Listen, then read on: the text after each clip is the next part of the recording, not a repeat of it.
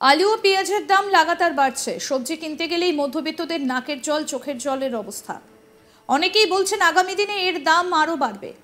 তাই বেশ উদ্বিগ্ন মমতা বন্দ্যোপাধ্যায়। আলু পেঁয়াজের দাম নিয়ন্ত্রণে আনতে বেশ কয়েকটা গুরুত্বপূর্ণ পদক্ষেপ নিয়েছেন, সেটা বলাই যায়। নবান্নে বৈঠকে তিনি বলেন দ্রুত এই সংক্রান্ত বিষয়ে টাস্ক ফোর্সের মিটিং করা হোক। এছাড়াও বেশ কিছু নির্দেশ দিয়েছেন মুখ্যমন্ত্রী মমতা বন্দ্যোপাধ্যায়। আমরা গত মাস থেকেই দেখতে পাচ্ছি, বিশেষত পুজোর সময় থেকেই শাকসবজির দাম একেবারে ঊর্ধ্বমুখী। নিত্য প্রয়োজনীয় আলু পেঁয়াজ দাম একেবারে আকাশ ছোঁয়া। আনাজ কিনতে গেলে রীতিমতো নাকের জলে চোখের জলে হচ্ছে মুখ্যমন্ত্রী। লাগাতার দাম বাড়ছে আলু পেঁয়াজের। আর এই অবস্থায় দাঁড়িয়ে অনেকেই বলছেন যে আগামী দিনে নাকি আরও দাম বাড়বে। তাই বেশ উদ্বিগ্ন মুখ্যমন্ত্রী মমতা বন্দ্যোপাধ্যায়। আলু পেঁয়াজের দাম নিয়ন্ত্রণে আনতে বেশ কয়েকটা গুরুত্বপূর্ণ পদক্ষেপ নিলেন, সেটা বলাই যায়। নবান্নে বৈঠকে তিনি বলেন দ্রুত এই সংক্রান্ত বিষয়ে টাস্ক ফোর্সের মিটিং করা হোক। এছাড়াও বেশ কিছু নির্দেশ দিয়েছেন মুখ্যমন্ত্রী মমতা বন্দ্যোপাধ্যায়। কি বলছেন শুনব। জিনিসপত্রের দাম, শীতকাল আসছে, ইমিডিয়েট টাস্ক ফোর্সের একটা মিটিং করা হোক এবং আলু আর পেঁয়াজের দামটা কেন বাড়াচ্ছে। আমি আলু বলেছিলাম নিজের রাজ্য আগে পাবে, যেটা আমি প্রোডাকশন দিই। আলু সিড আমরা নিয়ে আসছি, সিড তো আমাদের নেই, সেন্ট্রাল গভর্নমেন্ট থেকে আনতে হয়, ওরা অনেক দাম নেয়। আলু সিডে প্রবলেম হচ্ছে, বাট এই প্রবলেমটা আগামী দিন আমাদের নিজস্ব করে কিছু করতে হবে যাতে সমাধান হয়। কিন্তু আমরা বলেছিলাম আমাদের যা প্রয়োজন রাজ্যের, সেটাকে রেখে নতুন আলু যতক্ষণ পর্যন্ত না উঠছে ততক্ষণ পর্যন্ত বাইরে আলুটা যাবে না। এখন তো দেখছি এরা এক্সপোর্ট পর্যন্ত করতে শুরু করে দিয়েছে। Please take stock. আমি আজ থেকে মার্কেটিং, অরবিন্দ আমাদের ওঙ্কার মিনার হাতে দুটো ডিপার্টমেন্ট ছিল, একটা এগ্রিকালচার ডিপার্টমেন্ট আর একটা মার্কেটিং ডিপার্টমেন্ট এগ্রিকালচার। দুটো খুব বড় ডিপার্টমেন্ট, একজনের দ্বারা সম্ভব নয়। বেচারা মান্নাকে আমি দায়িত্ব দিলাম, অ্যাগ্রো মার্কেটিং ডিপার্টমেন্টের চেয়ারম্যান করলাম আজ থেকে। সুতরাং প্লিজ টেক এ স্টক, কোন পজিশনে আছে এবং আমাকে জানাতে হবে, টাইম টু টাইম মনিটর করতে হবে। সেরকম যদি করে বাংলার আলু বাইরে চলে যায়, আমার প্রয়োজন মিটিয়ে তারা বিক্রি করুক, আমার কোনো আপত্তি নেই, আমি তো বলেই দিয়েছিলাম। এবং আমি ছাড়তেও শুরু করেছিলাম, ছেড়েও ছিলাম অনেকটা। কিন্তু বাংলাকে দাম বাড়িয়ে অন্য জায়গা থেকে মুনাফা করব, আর আমি আলু চাষিদের জন্য ইন্স্যুরেন্স করব, দুটো একসাথে হতে পারে না। আমি অন্য কোনো রাজ্যের সাথে আমার মার্কেটে তুলনা করব না। It depends on state to state. সব জায়গায় দাম বেড়েছে বলে আমাকেও দাম বাড়াতে হবে, তার কোনো মানে নেই। আমার এখানে হচ্ছে শস্য শ্যামলা বাংলা, ধনধান্যে পুষ্পে ভরা। চাল উৎপাদন, আলু উৎপাদন, এগুলো বাংলা রেকর্ড হিসেবে কাজ করে। আমি সেখানে অন্য রাজ্যকে বাড়তে দেবো, আমার জিনিস দিয়ে সাপ্লাই করে দেবো, আর আমার নিজের রাজ্যে দাম বাড়াবো? এই যুক্তি হতে পারে না।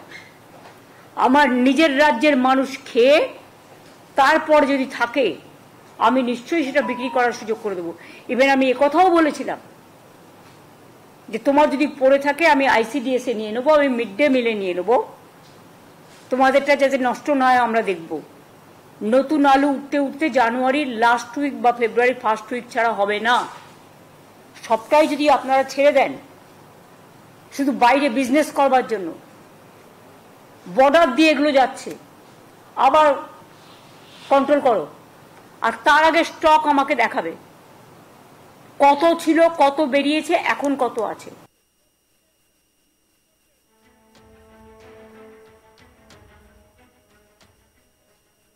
গোটা বিষয় নিয়ে রাজ্যের গুরুত্বপূর্ণ এবং দায়িত্বপ্রাপ্ত নেতা মন্ত্রীদের নির্দেশ ইতিমধ্যেই দিয়ে দিয়েছেন মমতা বন্দ্যোপাধ্যায়। একই সঙ্গে দাম বাড়লে যাতে বিরোধীরা ফায়দা তুলতে না পারে সেই বিষয়টাও মাথায় রেখেছেন। এবং তিনি আলু এবং পেঁয়াজের কত কেমন স্টক থাকছে, কি কি ব্যবস্থা নেওয়া হচ্ছে সেই সংক্রান্ত রিপোর্টও তাকে দিতে বলেছেন। তিনি আরও বলেন বাংলার আলু বাইরে চলে যায়, কিন্তু তা রাজ্যের প্রয়োজন মিটিয়ে করা উচিত। এই বিষয়ে রাজীব কুমারকেও সাবধান করেন মমতা। এই গোটা বিষয় নিয়ে এক আলু ব্যবসায়ীকে তিনি বলছেন, আর তা নিয়ে বলতে গিয়ে এক ব্যক্তিকে সরাসরি ধমক দিলেন মুখ্যমন্ত্রী মমতা বন্দ্যোপাধ্যায়। তিনি বলেন আপনি কথা কম বলুন না। আপনি কি ভাবেন আমি কিছু জানি না? এই বিষয়ে আমাদের প্রতিনিধি কি প্রতিবেদন তুলে ধরেছেন, শোনাবো। আলুর দাম, সে আলুর দাম কিন্তু একেবারে আকাশ ছুঁয়েছে এবং প্রায় ডবল বলা যায় সাধারণ রেটের তুলনায়।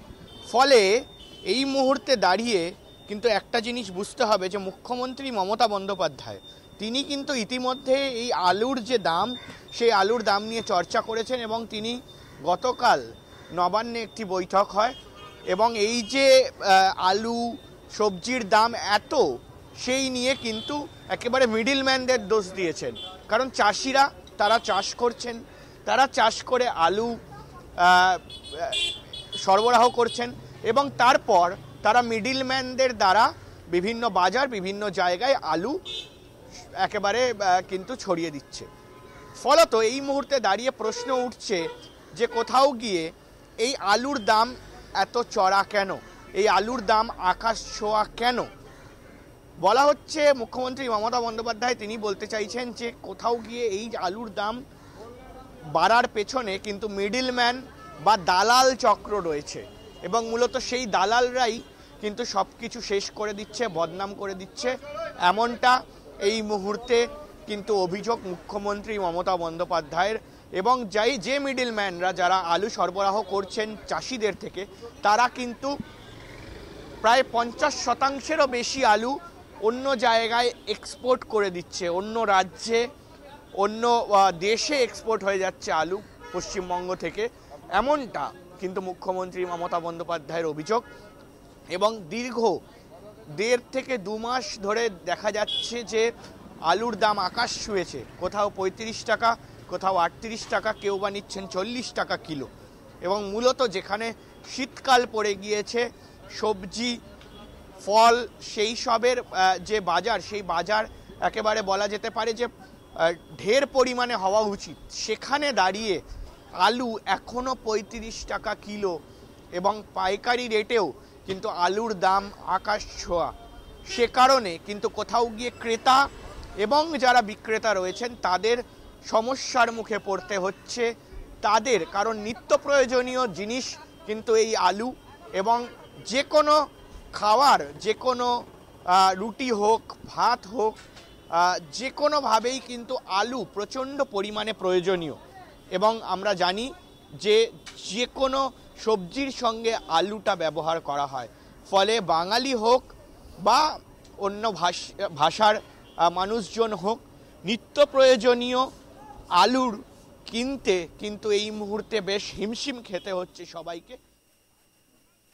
আরও আপডেট পেতে দেখতে থাকুন আজ তাক বাংলা, সাবস্ক্রাইব করুন।